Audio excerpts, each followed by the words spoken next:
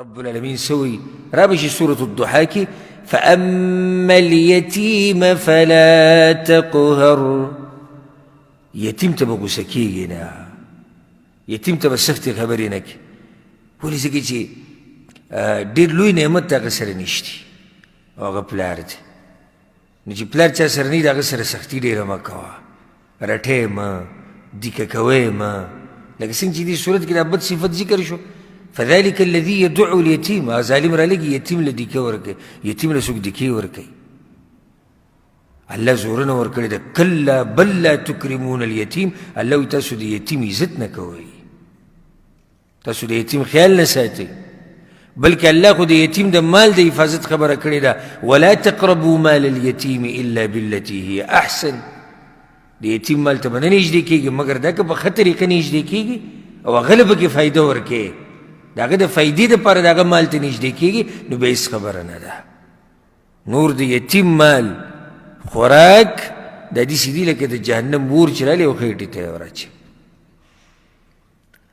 د هغه سړی دی څوک چې د یتیم خیال ساتي. پیغمبر صلی الله علیه وسلم د باره کوي په صحیح بخاري کې دا حدیث دی، انا وکافل الیتیم کهاتین فی الجنه. او یو روایت کې راځي انا وکافل الیتیم فی الجنة هکذا.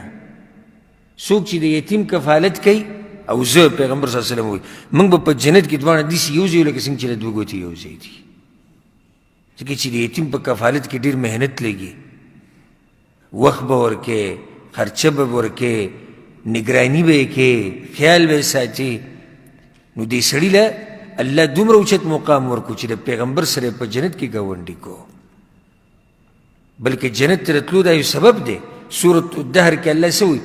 د مؤمنانو صفت ذکر کړی، ویطعمون الطعام. او دا مؤمنان ورکوي خوراک علی حبه، سره د دې چې په خپله د خوراک ضرورت او محبت وي ورسره. چا له یې ورکوي؟ ویطعمون الطعام علی حبه مسکینا ویتیما واسیرا. مسکین له ورکوي، غریب له، یتیم له ورکوي او قیدیانو له ورکوي چې کوم په جیلونو کې بني. په دې دلاسه الله هغوی له جنت ورکړی دی. سبحان الله.